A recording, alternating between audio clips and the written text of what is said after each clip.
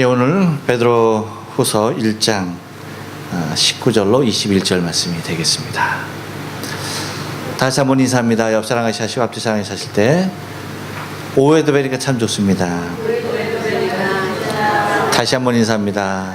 점심 맛있게 드셨습니까? 네, 저기 인사하는 말투가 완전히 풀렸어요.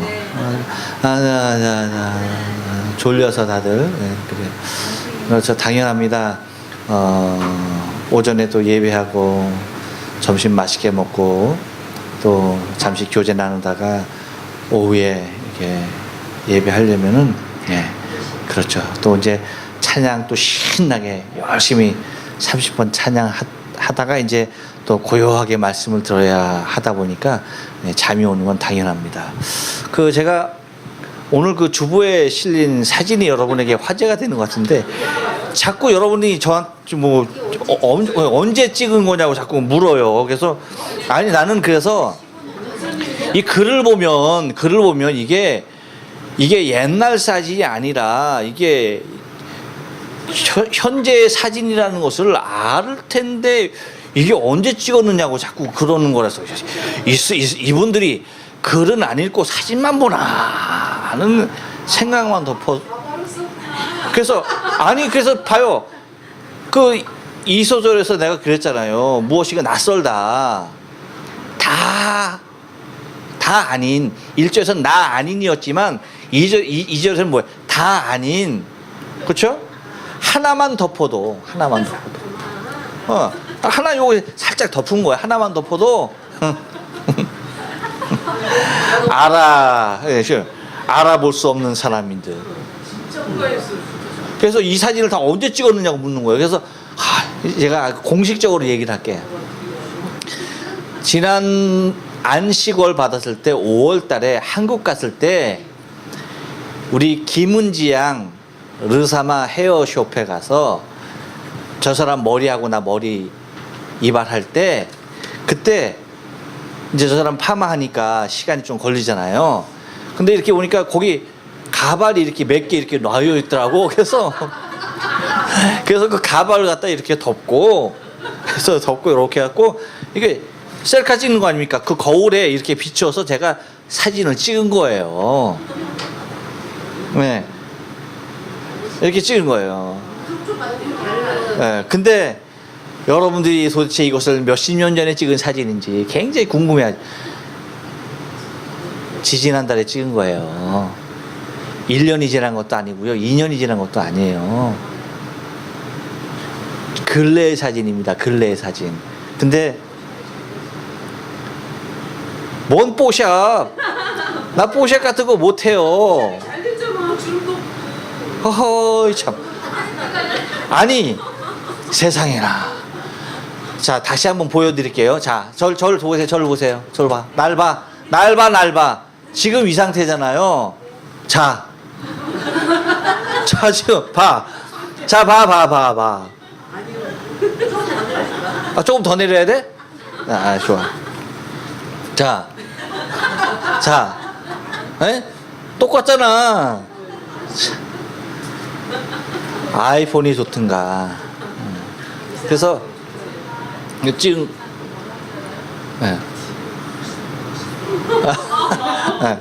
그러니까 이제 옛날 사진 같죠. 이게 옛날 사진. 절대 옛날 사진 아닙니다. 그러니까 봐요. 이게 옛날 사진으로 보일 정도니 사람이 요거 하나 덮으면 그렇게 달라지는 거야. 다음에 이제 진짜로 옛날 사진 찍어보세요. 진짜 옛날 사진이요? 있었던 사진? 그러면 그 사진 보면 가은경 씨사님 잠 못 자. 가슴이 뛰어서 잠을 못 자. 진짜 아니야. 막 그냥 가슴이 콩당거려서 잠 못 자요. 진짜 못 자. 네? 보고 싶어요? 네, 그러면 잠이 오는지 안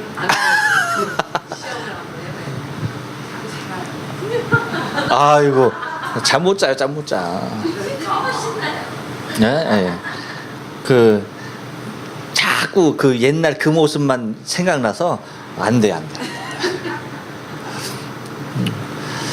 알았어요. 저기 강 집사님께서 말씀을 하셨으니까 제가 제가 젊었을 때 총각 때 사진 살짝 보여드릴게요.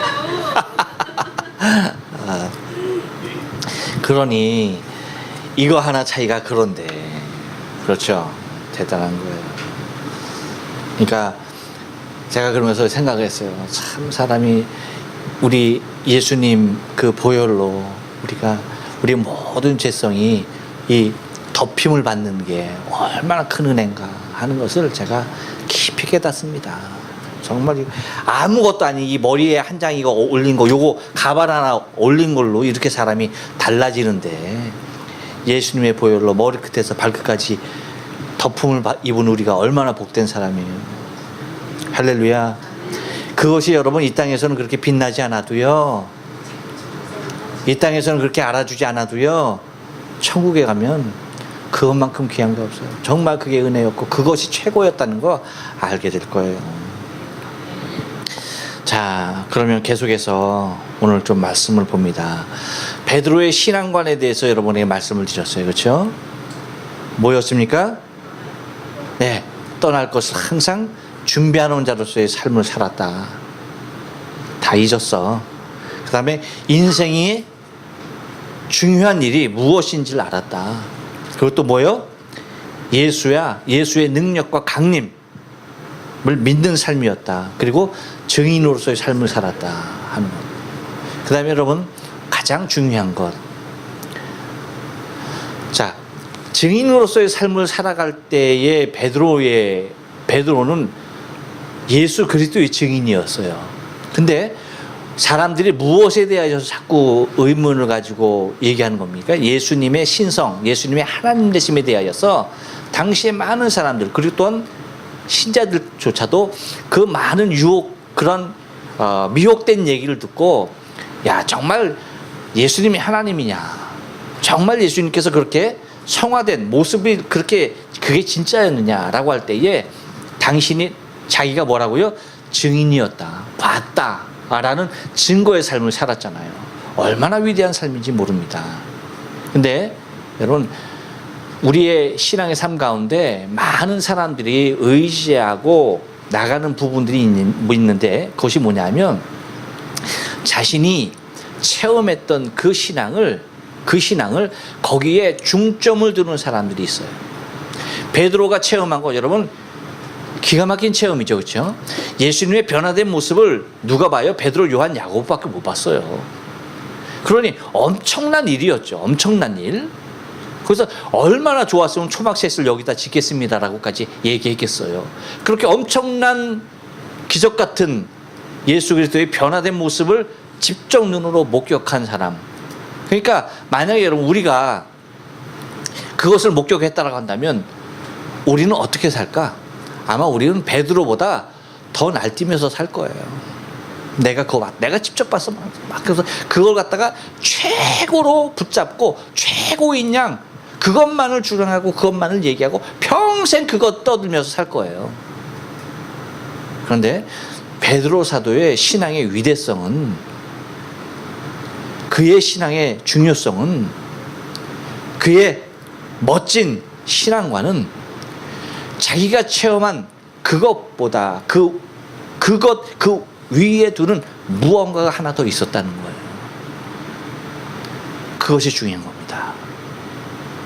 그것이 뭐예요? 그건 여러분, 이 특별한 체험은 베드로, 야고보, 요한만 할 수 있었어요. 그렇죠? 그러니까 다른 어떤 사람 체험할 수 있었습니까? 없었습니까? 없어요. 아무도 없었습니다. 그 이후에도 아무도 이런 체험을 하지 못했어요. 그 사람들 세 사람만 특별했던 체험입니다. 그럼 그 체험이 얼마나 귀한 것인가라고 하는 사실을 우리가 잘 알아요. 근데 베드로는 자기 세 사람만 체험했던 그 체험을 내가 만약에 체험했다면 최고로 얘기하고 항상 그것만을 얘기할 텐데, 베드로는 그것보다 자신이 체험한 것보다 더 위에 있는 것을 얘기하고 있어요. 그것은 다른 것이 아닌, 나만이 특별히 체험할 것이 아닌 모든 사람이 다 간직하고 모든 사람이 다 느끼고 모든 사람이 다 그렇게 되기를 원하는 그 신앙, 그 바탕이 있었는데 그것이 뭐다? 말씀 중심이었다는 얘기예요. 말씀을 자신이 체험한 체험적인 신앙 그 위에 두었다는 겁니다. 이게 여러분 최고의 신앙이에요. 이게 최고의 신앙이에요. 내가 체험한 하나님, 하지만 베드로가 그것을 만났지만, 그 하나님을 만났지만 그것보다도 뭐예요? 말씀으로 내게 오신 그 하나님을 뭐예요? 더 사모하고 더 깊이. 왜냐하면 여러분, 내가 체험한 하나님은 그 순간 그 딱 그 한 모습, 그렇죠? 거기에 딱 사로잡힐 수가 있다는 거예요. 그런데 말씀은 뭐예요? 여러 가지 예수 그리스도에 대하여서 증언하고 예언되었던 수없이 많은 말씀, 그것들을 날마다 묵상하고 날마다 내 마음에 새기고 거기에 내 온 마음을 쏟고 내 중심을 쏟고 그 말씀을 사모했다는 겁니다. 그러니까 내가 하나님을 체험한 그 부분은 강력하지만 그 한 부분에 머물러 있지만 말씀은 뭐예요? 내 신앙의 전반적인 모든 것을 움직여가는 가장 강력한 신앙의 에너지원으로 삼고 있었다는 거예요.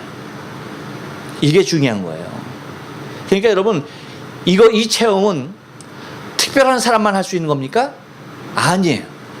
말씀을 가진 우리 모두가 다 베드로가 가졌던 이 귀한, 베드로가 가장 위에 두었던 신앙의 레벨을 우리도 가질 수 있다는 겁니다. 우리도 그렇게 우리의 신앙의 삶을 영위할 수가 있다는 데에 베드로의 탁월한 신앙이 있었던 거예요.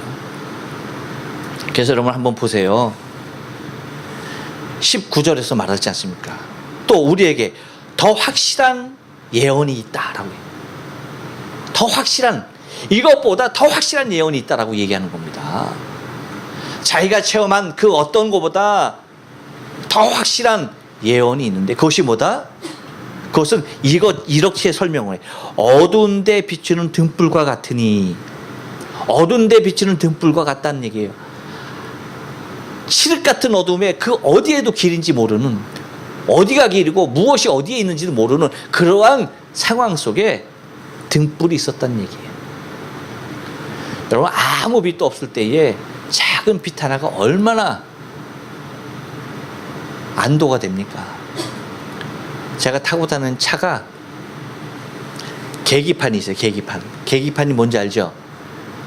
기름량이 있고 RPM 있고 그 다음에 속도계 있고 그 다음에 기어 이렇게 들어간 불 들어오고 그 다음에 거리 나오고 그런 거 여러분 계기판 있잖아요.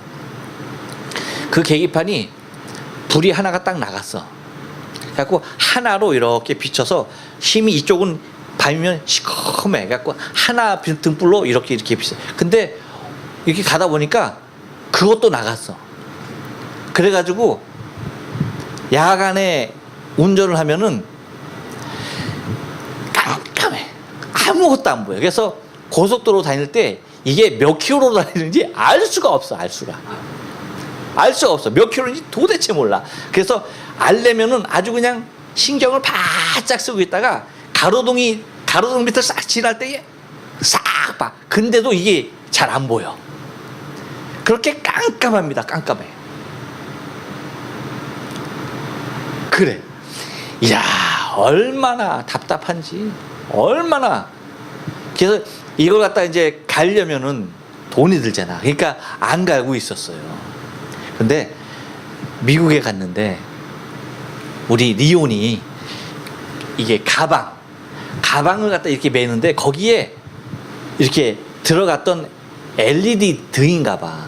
이렇게 바로 이렇게 돼갖고 여기 스위치가 있고 그게 있어. 그래갖고 이게 그냥 굴러다니는 거야. 야, 이게 뭐냐 그랬더니 리온이 여기에 들어가. 그러니까 애들이 이제 반짝반짝 하게끔 그렇게 이제 불을 이제 끈 속에 이렇게 심어놨던 그거 이제 빠져갖고 있는 거야. 야, 이거 내가 가져가야겠다. 해가지고 갖고 왔어.